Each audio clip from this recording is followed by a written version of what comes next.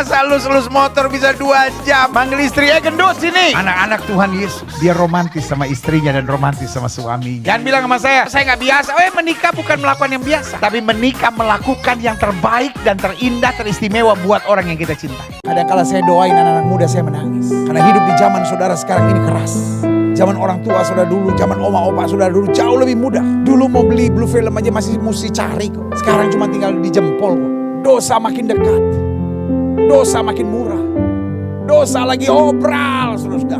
Perzinahan makin menakutkan. Itu sebabnya dengan apakah seorang muda mempertahankan kelakuan yang bersih, itu dengan menjaga sesuai dengan firman Tuhan. Kalau kamu gak punya iman hari-hari ini, meskipun kamu baik, meskipun kamu pintar, meskipun kamu hebat, tergerus saudara. Hidup Kristen harus pikul salib. Salib harus dipikul, gak boleh ditenteng. Emangnya tas kresek? Ada yang bilang berarti hidup Kristen berat pendeta karena harus pikul salib.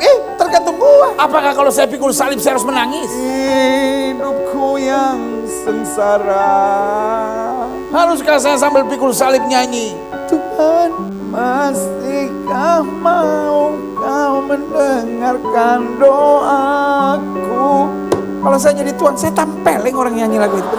Di seluruh Alkitab saya udah bilang aku Tuhan yang mendengar doa kau, masih nanya lagi. Plak! Wih Tuhan, hidup Kristen memang harus pikul salib. Tapi kita gak menderita karena kita berasal dari surga. Yang jaga kita, yang pelihara kita, yang berkati kita berasal dari surga. Yang setuju katakan amin. Adik-adik muda, lu kalau cari pasangan teman hidup jangan cuma cari yang cantiknya, gantengnya. Bukan itu segala-galanya ya kan. Tetapi lihat dia kira-kira kalau salah mau saya sorry nggak. Walaupun dia cantik, kalau kamu mau bilang saya sorry ya kan, lu tetap menikah sama dia. Saya cuma mau bilang selamat menderita ya kan. Seganteng apapun cowok itu, tetapi kalau dasarnya kamu ngomong sorry, makan tuh ganteng.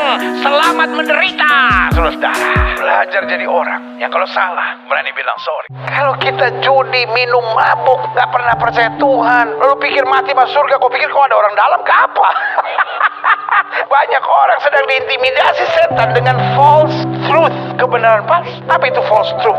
Iblis mulai datang pada kita dan berkata, gak apa-apa kamu berzina, yang penting kamu kan berbuat baik. Gak apa-apa kamu minum mabuk dan judi, Tuhan pasti beresin kok, nanti kamu tetap masuk surga. Sekarang jujur sama diri saudara sendiri, kalau kau mati kau kemana? Kalau kau tidak punya kepastian, saya tawarkan salib. Itu membuktikan keunikan jalan Tuhan, tapi sekaligus kepastian untuk menerima keselamatan. Hidup tuh ya, nggak usah terlalu stres-stres banget lah saudara. Ada orang setiap kali makan dia hitung kalorinya, Selesai tuh, aduh gue kebanyakan kalori nih, mesti bakar kalori dulu sedikit.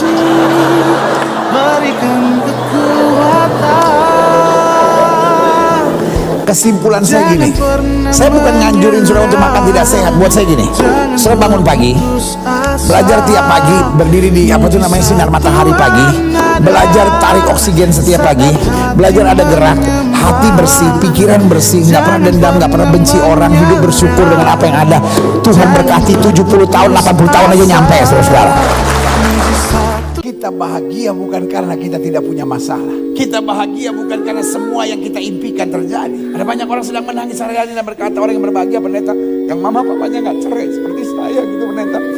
Mama papa saya cerai pendeta. Pertanyaan saya cuma sederhana, air mata sudah bisa menyelesaikan persoalan saudara enggak? Tapi hari ini saya hanya mau ingatkan buat saudara, iman menyelesaikan segala-galanya. Berbahagialah orang yang dosanya diampuni. Ketika kita tahu dosa kita sudah diampuni, kita gak usah merasa tertekan dan rasa bersalah lagi. Tapi kita tahu karena Tuhan mengampuni dosa, tangannya akan memegang hidup saya, dia akan mengangkat saya, memberkati saya. Apa yang tidak pernah saya pikirkan, itu yang Tuhan sediakan buat saya. Yang setuju katakan amin. Saya selalu cinta kau dengan sapu rasa, saya sayang kau dengan hati yang biasa. Saya sayang kau orang lain bukan. Cinta sederhana saya perjuangkan. Kau percaya sapu janji, karena ini soal sapu hati. Oh, janji sampai cincin singgah di jari. Keadaan dunia tidak pasti, makin hari makin parah. Orang hidup dengan alkohol, minum apa? Ujungnya apa? Orang yang melakukan hubungan seks bebas juga sama. Mulai aneh, mulai tambah gila, Kenapa? Karena jalan dunia ini adalah saya sebut jurang yang dalam.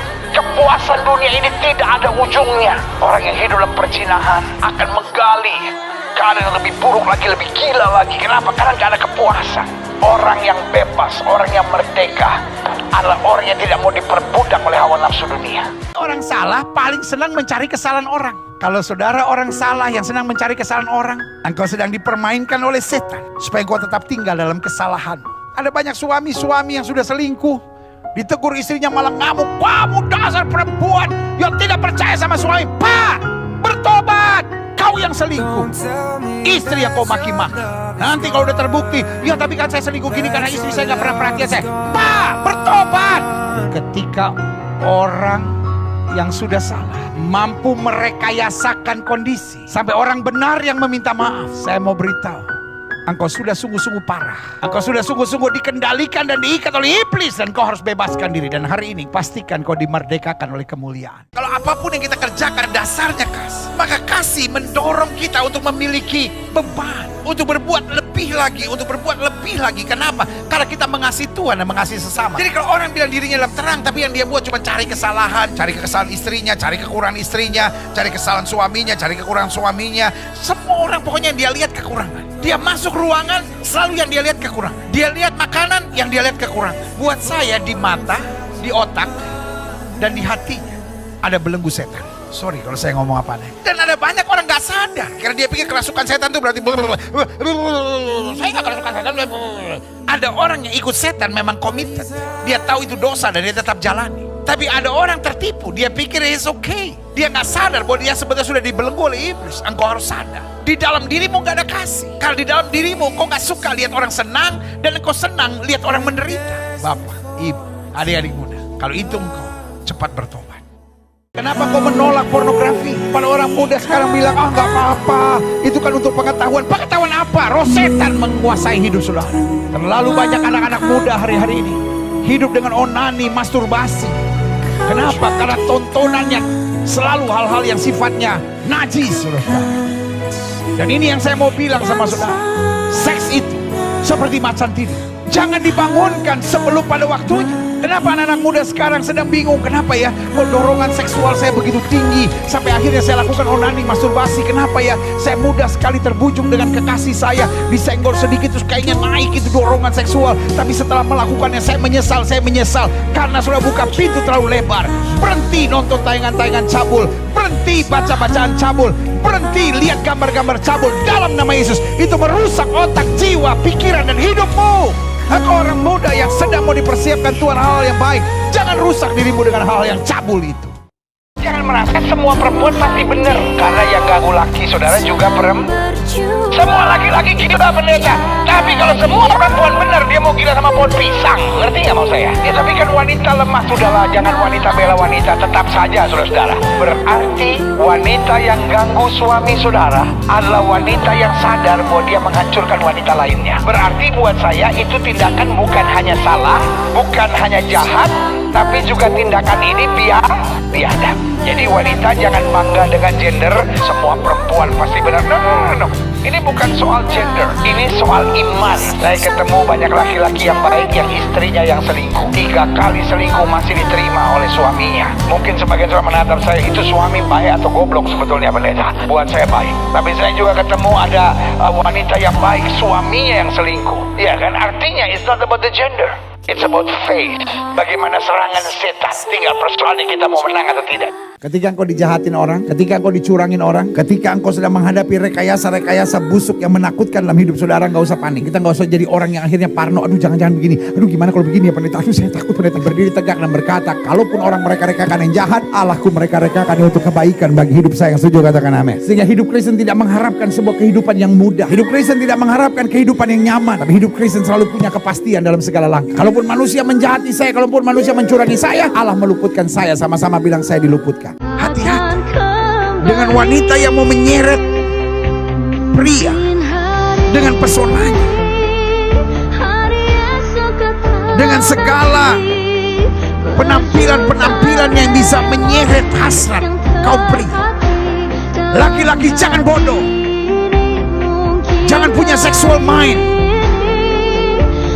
Jangan kau lihat wanita hanya berpikir seks. Karena itu cara kerja iblis sudah masuk memakai wanita untuk merusak hidupmu. Sebagai hamba Allah saya hanya mau ingatkan, Sebagai wanita juga jangan tertipu. Jangan hanya menonjolkan pesonamu untuk menyeret, menghancurkan, karena itu berarti iblis sedang memakai hidupmu. Tapi pria-pria juga jangan bodoh. Pria-pria jangan masuk pada kegerakan setan ini untuk akhirnya tertipu dengan pesona. Karena itu cara kerja dari roh isep yang berdaya dengan pesona. Saya percaya engkau adalah orang-orang muda yang hebat. Jangan ceroboh dalam bercinta. Jangan sampai kau salah jatuh cinta sama orang. Jangan sampai Allah punya rancangan yang indah dalam hidupmu, tapi pacaran rabas ini, rabas itu. Sebetulnya lu pacaran apalagi bikin ongol-ongol sih, kemana-mana. Geli ngelihatnya, saudara. Belajar dong punya harga diri. Jangan jadi orang yang ceroboh. Yang laki-laki jangan kegatelan. Yang perempuan juga jangan kegenitan. Belajar punya harga diri. Karena waktu kau berjalan pimpinan Tuhan, hal-hal dahsyat dan luar biasa Tuhan nyatakan. Ada anak-anak muda bodohnya minta ampun. Jadi bucin, saudara. Belum nikah masih pacaran. Udah gak bisa tidur mikirin dia, gak bisa kerja mikirin dia, apa-apa mikirin dia. Saudaraku yang kasih dalam Tuhan, hidup ini soal masa depan. Hidup ini bukan hanya menjadi bucin, budak cinta, saudara. Kalau itu terus menguasai hidup saudara, ujung-ujungnya mungkin cinta bisa kau dapatkan, tapi hari depanmu gelap, saudara. Iya kan? Kalau hari depanmu gemerlap sih mantap, tapi hari depanmu jadi gelap, saudara. Kenapa? Karena hidupmu hanya mikirin cintamu itu terus menerus. Hari ini sebagai hamba Allah, saya hanya mau ingatkan buat saudara, biarkan Roh Kudus yang menuntun, sehingga kita gak jadi budak kehidupan. Kita gak jadi budak cinta. Kita gak jadi budak ambisi. Tapi kita dapat berkata, aku hidup. Tapi bukan lagi aku yang hidup, tapi Roh Kristus yang menuntun dan membimbing aku, yang setuju katakan amin. Hari-hari ini senjata iblis sedang diarahkan kepada keluarga. Iblis pengen sekali ngancurin keluarga. Banyak suami-suami mulai dipakai setan, banyak istri-istri mulai dipakai setan untuk menciptakan kegaduhan. Sebagai hamba Allah, saya hanya mau ingatkan buat saudara, jangan bodoh, sabar. Dan saya mengerti apa perjuangan yang akan terjadi di akhir zaman. Orang-orang yang mau hidup benar tambah susah. Zaman sekarang murah sekali. Istri akan berkata pada suami, udah kita pisah aja. Murah sekali. Suami-suami berkata, udah kita udah gak cocok memang. Sering kasih dalam Tuhan, gak ada orang punya niat lagi untuk mempertahankan rumah tangganya. Ada masalah sedikit, kita memang gak cocok. Ya mau diapain? Ya udah, kamu udah gak tahan sama kamu.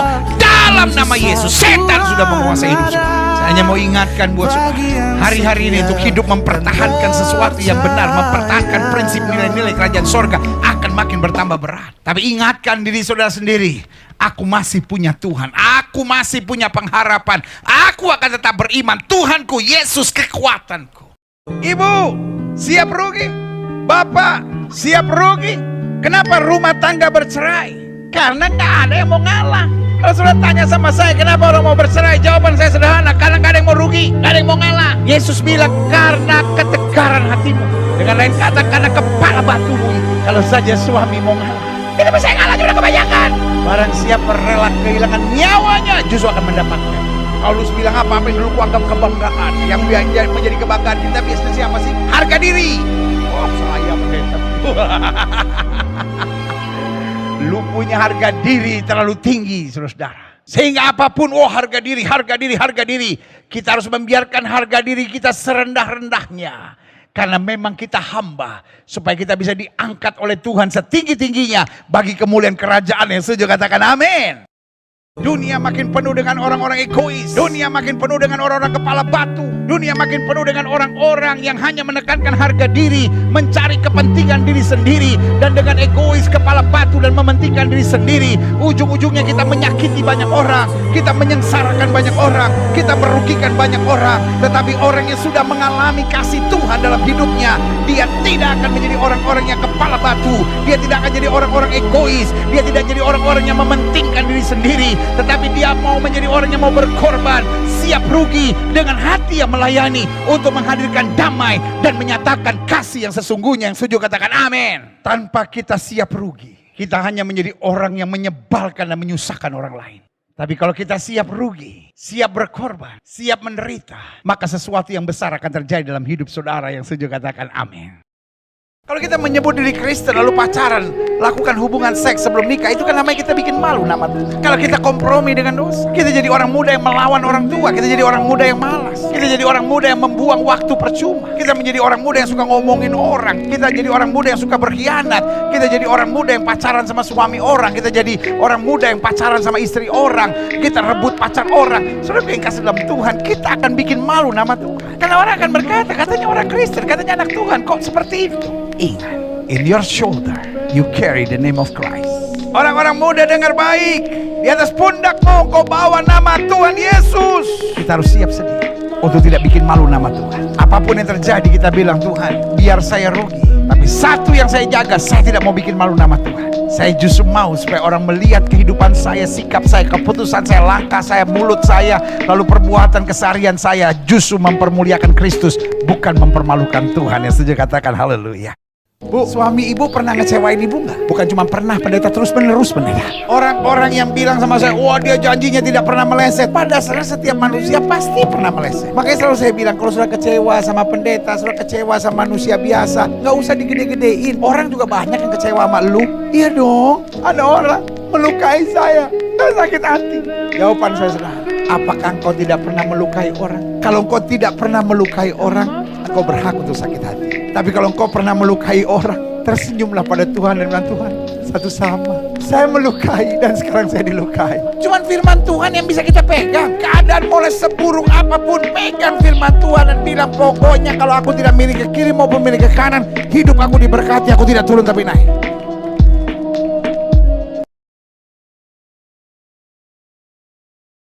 Orang yang membohongi diri sendiri memaksakan diri sehingga memiliki jiwa sok kaya, sok pinter, sok jago, sok cantik, sok ganteng gitu. Kenapa? Karena dia nggak bisa jujur sama dirinya sendiri. Sehingga dia selalu merasa, wah saya ini nggak bisa, nggak mampu, saya dihina orang.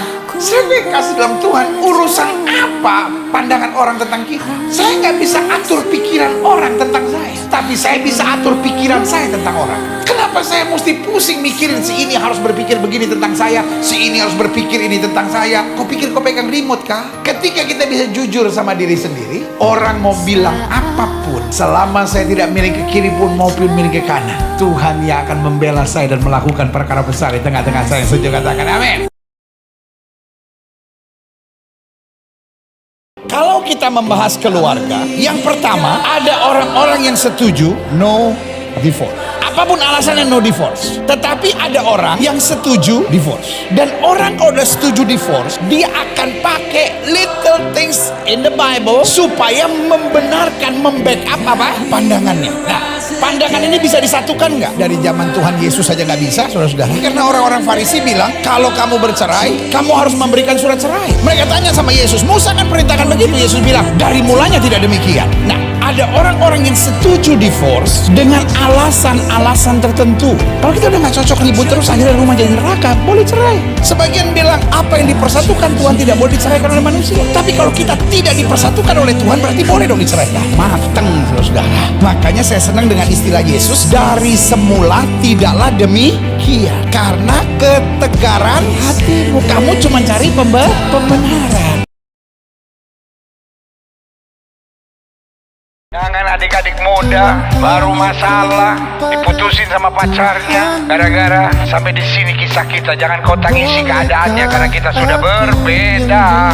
Siapa suruh cari pasangan teman hidup yang tidak seiman? Alkitab sudah bilang gelap dan terang tidak bisa bersatu karena ujung-ujungnya sengsara. Nanti ujung-ujungnya desak Tuhan. Tolong tanyakan pada Tuhanmu. Coba Tuhan ada berapa lagi sebetulnya? Tanyain sama Tuhanmu. Karena aku bukan umatnya, boleh gak mencintai aku? Tapi ini saya mau bilang, apapun yang terjadi dalam hidup ini, ayo kita semangat. Ya Allah baik, ya Allah baik, ya Allah baik, Dia baik buat saya. Amin. Kalau Tuhan izinkan saya sakit, Dia tetap Tuhan yang baik. Perselingkuhan itu tanpa perjanjian, setuju nggak? Makanya ada banyak orang waktu selingkuh bertahan. Pas sudah kawin cerai, saudara. Kan banyak orang kan gitu kan?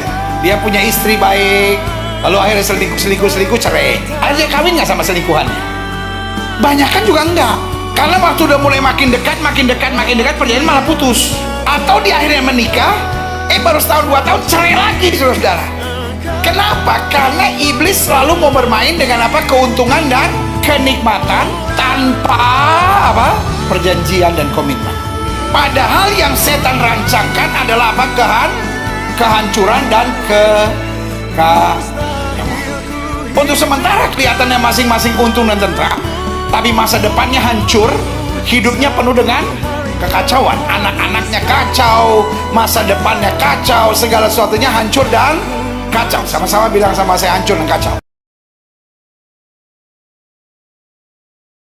Kenapa seorang bisa jadi homoseks? Ada nggak orang yang bangga dia lahir lalu saya pengen jadi homoseks? Kan nggak ada. Pertanyaan saya, Tuhan ciptakan homoseks? Enggak. Adam dan Hawa, bukan Adam dan Haris. Ya tapi kan secara ilmu pengetahuan bisa aja karena kromosom dan lain-lain. Betul. Tapi nggak perlu dia bertindaknya kan? Kenapa kalau kita punya kecenderungan mau pukul, mau marah, mau kasar, harus kita rem? Tapi kalau kita punya kecenderungan homoseks harus kita lepaskan. Kita punya kecenderungan lesbian harus kita lepaskan. Itu setan sudah berkuasa. Sorry dalam nama Yesus, karena saya mencintai saudara. Saya harus ngomong kebenaran. Ya tapi saya udah doa capek. Lu jangan capek karena engkau capek doa. Ini adalah peperangan rohani. Engkau pasti menang kok. Pasti menang. Ketika kita punya pikiran sudah dikendalikan oleh Kristus, maka kita akan bertindak dalam hikmat surga. Kita juga harus ada konsultasi sama orang yang rohani. Kita juga harus minta hikmat Tuhan. Kita bertindak, ya kan? Dan tepat pada waktu Tuhan, mujizat pasti terjadi. Anak muda sekarang pacaran mau hidup suci, kesenggol darah Yesus. Gue pacaran sama lu kayak pacaran sama suster. Yang cowok juga menghadapi hal yang sama. Dan kalau kau jadi cowok yang benar-benar mau hidup suci di hadapan Tuhan, cewek saudara tiba-tiba udah mengganggu, zaman sekarang. Bukan cuma laki itu yang bagatal, kata orang Manado bilang. Perempuan juga banyak yang bagatal, saudara-saudara, ya kan? Sengaja kalau pacaran pakai rok mini, tabuka, pegang-pegang sana, pegang sini, tapi saudara menolak. Sampai hari diomongin, aduh cowok gue tuh kurang hangat, jangan-jangan dia homo kali ya. Gue udah pakai pakaian ketat-ketat begini, gue udah pakai terbuka, kok nggak disenggol-senggol, najis. Sebagai hamba Allah saya hanya mau ingatkan buat saudara, hari-hari ini banyak orang goyah karena langkah apapun yang diambil ditekan, dikritik, dibully. Tapi Paulus bilang apa? Aku tahu kepada siapa aku percaya, aku yakin dia berkuasa. Selama kita hidup benar, Tuhan yang akan menetapkan langkah kita. Kalau orang jatuh dalam dosa harus sadar, cepat bertobat. Dosa itu jangan dinikmati. Kalau sudah pacaran, lakukan hubungan seks sebelum nikah, bilang sama dia, saya tidak akan melakukan lagi, atau kita putus. Dosa itu kalau diikuti akhirnya menghancurkan diri. Jangan kalau bisa jangan terus lakukan lagi. Bodoh. Kalau sudah gara-gara berteman akhirnya belajar merokok, sudah berteman akhirnya belajar nonton blue film cabul, gara-gara berteman akhirnya sudah belajar untuk judi, gara-gara berteman sudah akhirnya belajar ikut vape, ikut dengan alkohol, ikut dengan pelacuran. Tolak dalam nama Yesus, hentikan pergaulan itu. Alkitab berkata pisahkan dirimu dan jangan menjamah apa yang najis. Kita harus tegas pada dosa. Kalau tidak, dosa akan menghancurkan dan membinasakan kita. Bos, jangan main-main sama dosa. Dosa itu awalnya iseng. Saya tahu banyak orang yang straight, yang sebetulnya sangat normal, mulainya hanya bercanda. Jangan begitu Cin. Hari ini dia betul-betul menjadi homoseks. Saya ketemu dari orang-orang yang tadinya hanya iseng bergaul dengan lesbian, dan hari ini full jadi lesbian. Saya ketemu orang-orang yang hanya nge-vape, merokok untuk gaya, minum-minum hanya untuk gaya, menyebut dirinya social drinker. Iblis licik, bos. Awalnya dia buat kita iseng, tetapi setelah iseng terus diarahkan sampai akhirnya kita hidup di dalamnya, lalu kemudian perbuatan yang keji dan biadab dilakukan. Bayangkan, buat sebagian saudara, saya ngomong gini saudara cuma anggap pret ya. Jadi kalau saudara nggak mau dengar saya, pertanyaan saya, haruskah hukuman Tuhan datang dulu baru selesai? Saya begitu mencintai saudara, karena saya percaya kalau kau hari ini bertobat dan meninggalkan segala hal yang jahat, engkau juga akan melihat kemuliaan Allah dinyatakan. Yang setuju katakan amin.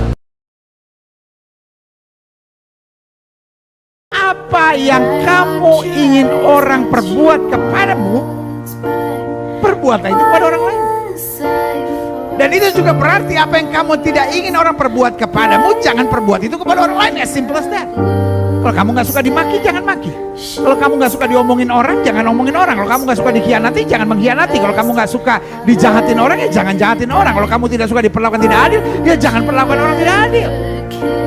Kalau kamu ingin dimaafkan, maafkan orang lain. Kalau kamu ingin dimengerti, mengertilah orang lain. Kalau kamu ingin diperlakukan secara lembut, perlakukanlah orang lain secara lembut. Kalau kamu ingin dihormati dan dihargai orang, hormati dan hargailah orang. Orang yang menghargai orang tua, orang yang menghargai guru, orang yang menghargai pengajar firman Tuhan, hidupnya pasti diberkati oleh Tuhan. Tapi saudara yang kasih dalam Tuhan, sekaya apapun saudara, tapi kalau saudara kurang ngajar sama orang tua, saudara kurang ngajar sama guru, saudara kurang ngajar sama hamba-hamba Tuhan, hidup saudara ujung-ujungnya pasti sengsara. Saya tidak bilang orang tua selalu benar, saya tidak bilang guru selalu hebat, saya tidak bilang hamba Tuhan selalu sempurna. Tapi yang saya mau bilang itu bukan urusan kita. Mereka ditempatkan Tuhan dalam hidup kita, ada tujuan ilahi. Tugas kita adalah menghormati. Kita makanya bilang hormati ayahmu dan ibumu supaya panjang umurmu di muka bumi.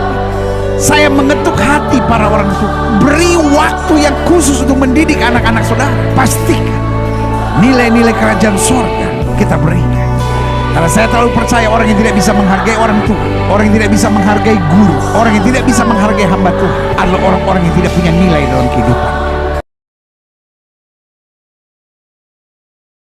Banyak orang bermasalah dengan toxic friendship. Kita kadang-kadang nggak bisa menghindari, tapi kita bisa memilih. Nah, bagaimana supaya kita menentukan sikap yang tepat dalam menghadapi toxic friendship ini? Yang pertama, jangan nyakitin orang, ya kan?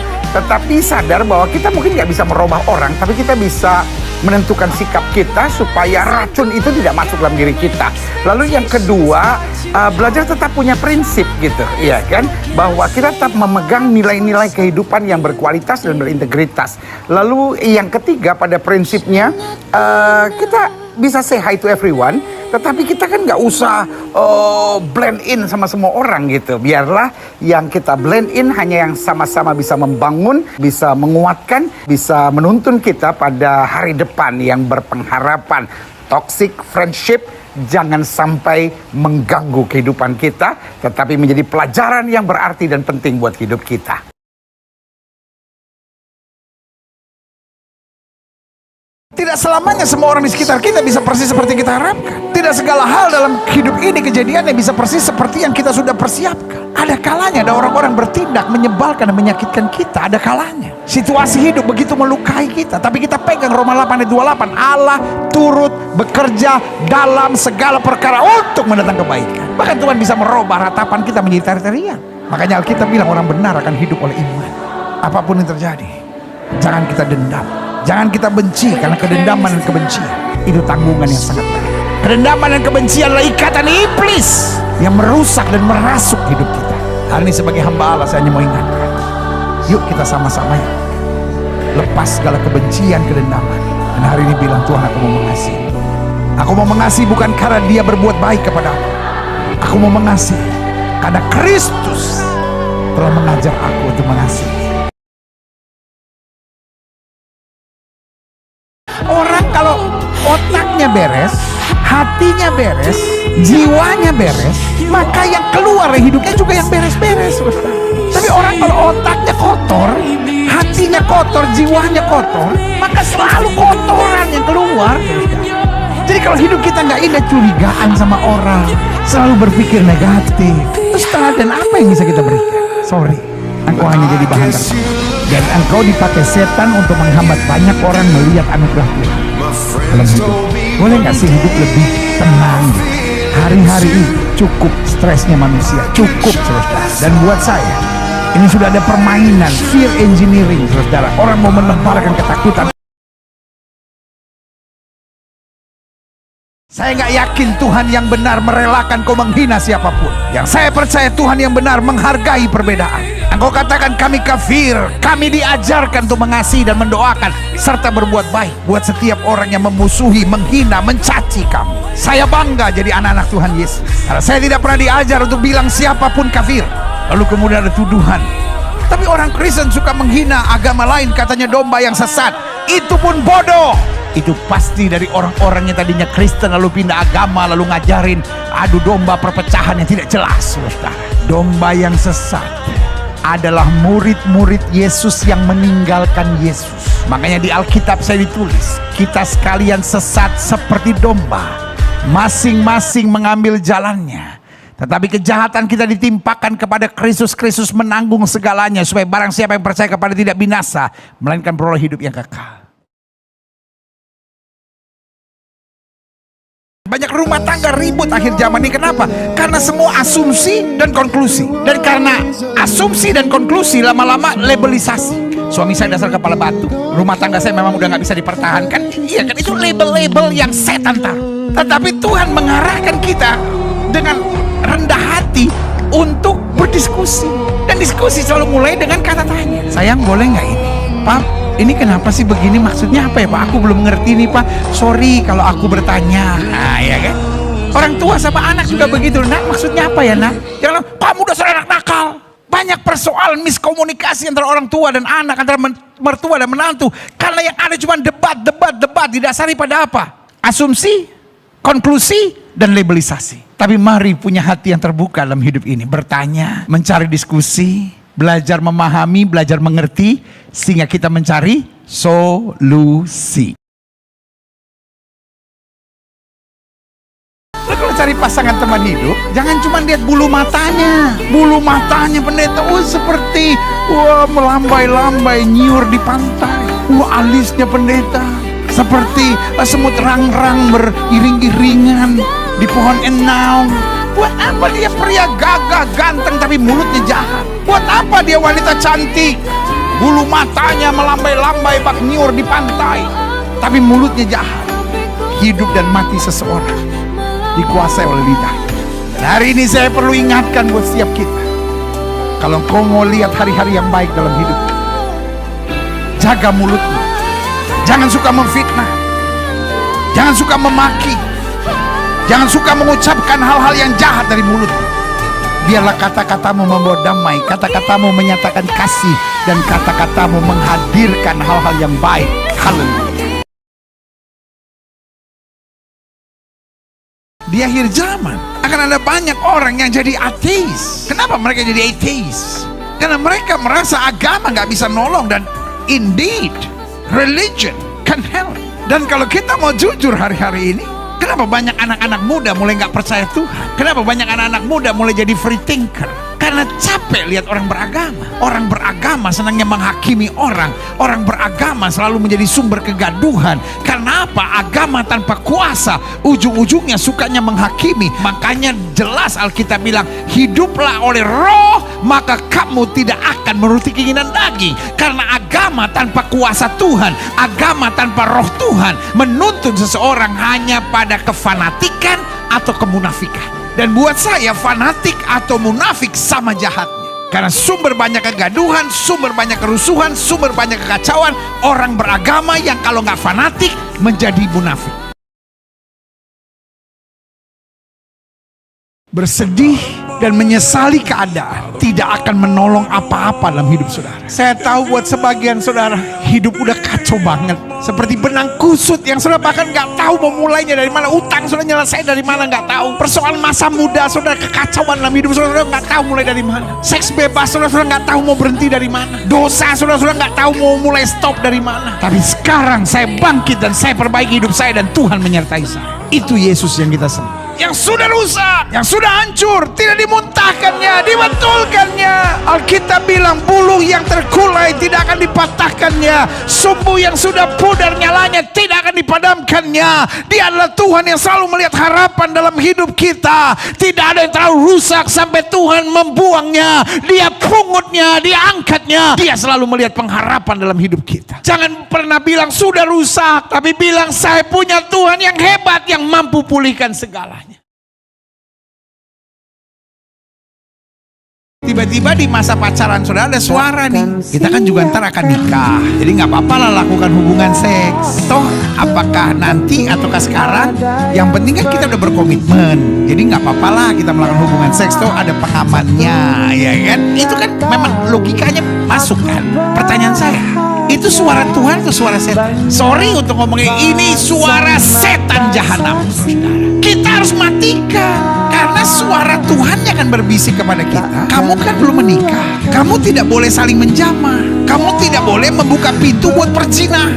Karena kalau kita udah membuka pintu untuk perzinahan, perzinahan yang akan menghancurkan hidup kita selanjutnya. Hati-hati, adik-adik muda, saya sayang sama kalian. Saya ingatkan dalam nama Tuhan yang berkuasa, jangan bodoh, matikan perbuatan-perbuatan daging dalam hidup kita. Orang ngecewain kita, wah hajar nih orang. Itu suara setan. Enggak, saya mesti ngapain? Urusan dia sama Tuhan. Buat apa saya hidup dalam kebencian? Itu suara Tuhan. Pada dasarnya setiap orang punya dua hal. Yang pertama, dia punya karunia. Sesuatu yang Tuhan titip buat hidupnya supaya dia bisa melayani Tuhan, supaya dia bisa jadi berkat buat banyak orang. Tapi yang kedua, setiap orang juga punya talenta. Sesuatu yang Tuhan percayakan pada hidup seseorang untuk dia dapat berguna, dia dapat berarti. Dengan kata lain, dia bisa berprestasi dan cari makan dengan talentanya. Karunia bukan untuk cari makan, karunia untuk melayani Kristus, karunia untuk meluaskan kerajaan Allah, karunia untuk memenangkan jiwa-jiwa, karunia untuk jadi berkat buat banyak orang. Tapi talenta sesuatu yang membuat dia berarti, sesuatu yang akhirnya membuat dia dapat makan sehari.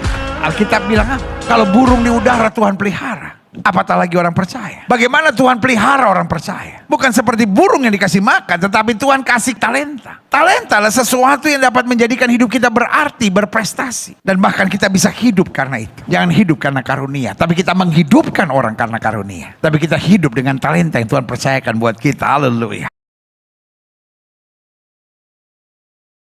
Iblis mau supaya manusia mulai membangkitkan hawa nafsu seksual dari early age. Karena seks harus berjalan dalam dua hal. Yang pertama harus berjalan dalam kedewasaan, dan yang kedua harus berjalan dalam takut akan Tuhan. Tapi kita lihat rumah tangga tidak membahas seks dalam keluarga. Misalnya, orang tua tidak mengajarkan anak-anak tentang right sex education.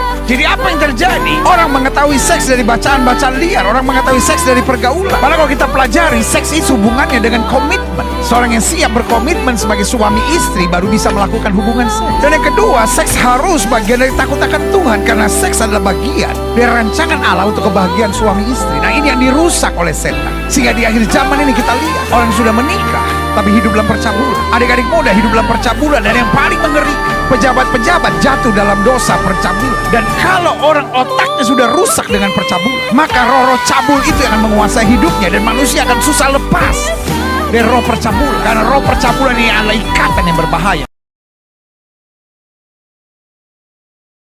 Dan aku melihat dari mulut naga. Kita tahu siapa itu naga itu? Setan, saudara. Akhir zaman setan itu digambarkan sebagai naga. Makanya saya tidak rekomen anak-anak Tuhan, orang-orang Kristen, punya gambar-gambar naga di rumahnya. Karena naga dalam Alkitab itu menggambarkan setan, saudara. Saya ngerti ada orang tertentu yang berkata, tapi sio saya sio naga. Kenapa kita percaya sio-sio, saudara? Hidup kita tidak tergantung sio, hidup kita tidak tergantung horoskop, hidup kita tergantung tangan Tuhan. Iblis mau kita memuliakan naga, saudara, karena itu gambaran dia. Bagaimana bisa di rumah kita ada salib lalu ada naga bersama-sama, saudara? Misalnya menatap saya fanatik, ini pendeta fanatik. Mending saya fanatik daripada jadi munafik. Itu gambaran setan, saudara. Masa kita anak Tuhan ada gambar naga? Masa kita pakai baju gambar naga? Batik kita keren gambar naga, saudara. Mau terpakai urusan saudara. Tapi saya kan sebagai pendeta, sebagai hamba Tuhan harus mengingatkan saudara, saya berdosa di hadapan Tuhan kalau saya tidak menyampaikan kebenaran hanya supaya disukai saudara, ya kan? Hidup itu kalau mau tenang jangan tuntut apa-apa. Makin banyak kita menuntut, makin kita kecewa. Pak, Bu, adik-adik muda yang sedang kecewa, saya cuma mau tanya sama saudara, mau keluar dari kecewa? Kalau saudara bilang sama saya, mau, ini caranya. Stop menuntut, sekarang mulai bersyukur. Tuhan, meskipun aku disakiti, aku tahu aku tidak pernah dipermalukan. Tuhan, meskipun sesuatu diambil daripadaku, aku tahu Engkau akan menggantikan yang berlipat kali ganda. Tuhan, aku bersyukur. Meskipun aku sekarang menghadapi hal yang susah karena apa yang dikerjakan oleh mereka, tapi aku percaya Tuhan merubah kutuk menjadi berkat dan mengatur hal-hal yang dahsyat dalam kehidupanku. Kecewa itu menyusahkan. Kecewa tidak bisa diselesaikan kalau orang itu berubah. Saudara pikir saudara bisa bebas dari kecewa ketika orang itu minta maaf sama saudara? Enggak. Kecewa itu soal diri kita kok. Saya mau biarkan diri saya dikuasai oleh kekecewaan, atau saya mulai belajar bersyukur.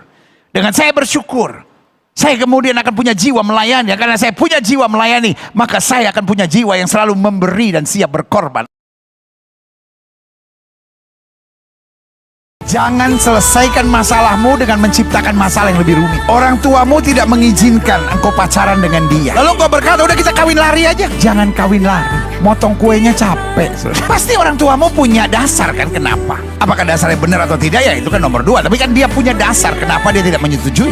Kan itu yang harus dijembatani. Didoakan, lalu cari cara-caranya, minta bimbingan. Kalau ini dari Tuhan, pasti ada jalannya. Kalau bukan dari Tuhan, nggak usah dipaksakan. Tapi apa yang terjadi? Banyak orang menyelesaikan masalah dengan menciptakan masalah lebih rumit. Akhirnya mereka melakukan hubungan seks sebelum nikah, lalu hamil. Nanti juga orang tua menyetujui, mau menyetujui atau tidak, tapi akhirnya jadi rusak. Gak sedikit yang begitu, akhirnya 2-3 tahun kemudian cerai, saudara. Ada yang saya tahu baru hanya beberapa bulan cerai, saudara. Karena dimulainya udah dengan dosa, dimulainya dengan hikmat setan, saudara. Dan apapun yang dimulai dengan hikmat setan, ujung-ujungnya adalah kekacauan. Jangan selesaikan masalah dengan menciptakan masalah yang lebih menyakitkan kita. Uang bukan alat setan, tapi uang bisa jadi alat setan kalau kita ceroboh. Makanya akar segala kejahatan bukan uang, tapi akar segala kejahatan adalah cinta akan uang. Dan cinta akan uang membuat kita ceroboh dalam mempergunakan uang. Ada banyak orang pokoknya ada uang habis, gak pernah diambil. Bahkan lebih parahnya, utang sana utang sini.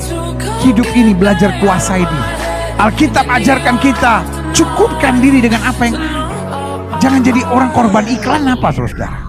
Zaman sekarang kan zaman apa-apa bisa cuma pakai jempol. Kemakan iklan. Lepaskan diri saudara dari ikatan hawa nafsu daging yang membuat saudara berpikir, oh saya mesti beli ini, saya mesti beli ini. Orang punya, saya juga harus punya. Itu adalah cara kerja iblis untuk membuat hidupmu sengsara. Engkau akhirnya diperbudak oleh hawa nafsu. Dalam nama Yesus, lepaskan dirimu dari itu. Karena kalau tidak, engkau akan terbelenggu dan terjajah di dalamnya. Kenapa kita nggak siap menerima nasihat? Kenapa kita nggak siap untuk menerima tuntunan Tuhan? Karena kita sombong. Dan sombong ini yang membuat kita merasa benar sendiri. Sehingga yang salah selalu pasangan kita. Yang salah mereka, bukan saya. Yang salah dia, bukan saya. Saya seorang arogan yang hanya ingin semua orang berubah. Dan kalau semua orang sudah berubah, nanti terakhir baru saya yang berubah. Itu jahat, saudara. Tapi hikmat dan wahyu menyadarkan saya, change starts from me. Kalau saya mau lihat rumah tangga saya berubah, kalau saya mau lihat masa muda saya berubah, kalau saya mau lihat hidup saya berubah, kalau saya mau lihat situasi ekonomi saya berubah, saya mesti berubah dulu. Kalau kita merasa diri yang paling benar, kita nggak akan pernah maju dalam hidup ini. Makanya saya bilang hikmat dan wahyu kita butuhkan. Menolong kita untuk membuang kesombongan dan rasa benar sendiri yang seringkali menjadi penghambat kebesaran jiwa kita untuk siap menerima nasihat. Dalam hidup ini yang paling penting bukan bagaimana kita merubah semuanya, tapi bagaimana kita merubah hidup kita supaya siap menerima segalanya. Itu yang namanya kebesaran jiwa. Dunia ini kan salah satu yang paling berbahaya adalah BSH. Tahu BSH? Barisan sakit hati. Orang kalau sakit hati sama mantannya, bisa pindah agama. Ada orang yang gara-gara sakit hati sama mantannya bisa pindah jenis kelamin, saudara. Iya, dia sakit hati sama mantannya, akhirnya dia ada kepada kesimpulan apa? Semua laki-laki penjahat. Hanya wanita yang bisa mengerti wanita najis. Dalam dunia gereja ada kelompok-kelompok barisan sakit hati. Kenapa ada aja persoalan di negara ini? Karena ada banyak kelompok barisan sakit hati. Yang gak terpilih lah, yang kesenggol lah, yang tertendang lah, yang kejeblos lah. Tapi kalau kita disebut mempelai Kristus, berarti kita serius dan berjuang. Kita bersyukur dan selalu memberikan yang terbaik. Kita tahu diri dan tahu nilai. Saya mempelai Kristus, saya gak boleh aneh-aneh, gak boleh macam-macam. Dan yang keempat, kita setia dan bertahan dalam segala keadaan. Karena kita tahu, menjadi mempelai Kristus, ujung-ujungnya kemuliaan kekal yang disediakan. Ya, berikan tepuk tangan yang meriah buat Tuhan. Haleluya.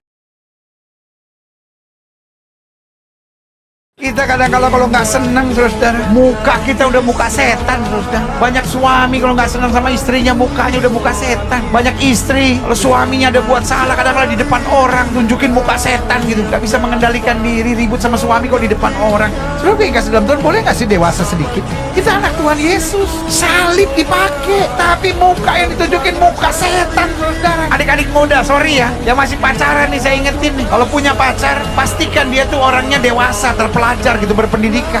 Bukan soal sekolahnya sampai batas apa. Ada orang yang sekolahnya di luar negeri tapi seperti orang gak terpelajar. Sebagai hamba Allah saya mau bilang, belajarlah dalam segala hal. Wajah kita harus memancarkan kasih, memancarkan damai, memancarkan ketenangan. Meskipun kadang-kala kita lelah, meskipun kita kadang-kala sakit hati, tapi wajah kita wajah pengharapan. Wajah kita bukan memancarkan isi hati kita, tapi wajah kita memancarkan isi iman percaya kita. Haleluya. Ada banyak orang gak maju-maju karena sifatnya kekanak-kanakan. Suamimu ganteng bu, tapi sifatnya kekanak-kanakan bu. Pertanyaan saya, makan hati gak bu? Istrimu cantik pak, pintar masak pak, tapi sifatnya kekanak-kanakan pak. Ada masalah sedikit ngambek pulang ke rumah mamanya. Makanya siapa yang boleh menikah hanyalah orang dewasa. Adik-adik muda dengar, kalau kau masih bersifat kekanak-kanakan jangan pacaran. Nyusahin anak orang. Karena pacaran adalah masa persiapan untuk menuju pernikahan. Yang masih bersifat kekanak-kanakan jangan pacaran dulu. Mungkin saudara menatap saya dan berkata, usia berapa pendeta seorang dewasa? Bukan soal umurnya, soal kelakuan. Gilbert marah, bukan marah, sayang sama saudara. Nah kalau saudara masih bersifat kekanak-kanakan lalu pacaran, saudara menyiksa anak orang. Apalagi masih kekanak-kanakan lalu menikah, lagi rusak hidup saudara dan merusakkan hidup orang lain. Karena syarat utama adalah menjadi dewasa. Dewasa itu berarti masih bisa tersenyum di tengah masalah. Dewasa itu berarti tidak membalas yang jahat dengan yang jahat. Dewasa itu berarti bukan hanya pikirin diri sendiri, tapi bagaimana hidup saya berarti dan jadi berkat buat orang lain. Haleluya. Ketika kita mengandalkan manusia, di situ kita mengalami goncangan dan kekecewaan yang hebat. Masih mau coba?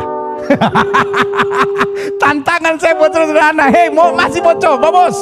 Tahun-tahun kemarin coba lihat kekecewaan saudara, kemarahan saudara, kekecewaan yang paling buat saudara down. Kenapa?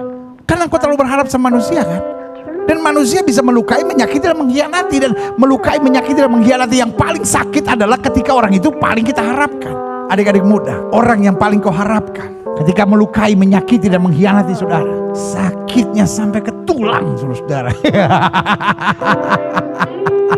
To the bone. Di saat seperti itu jangan pikir untuk balas. Jangan berpikir biar Tuhan hajar, biar Tuhan habisin. Bilang terima kasih Tuhan, saya diizinkan Tuhan menghadapi hal-hal yang menyakitkan supaya saya belajar makin dewasa, makin kuat, makin mengandalkan Tuhan, dan makin tidak mengandalkan manusia.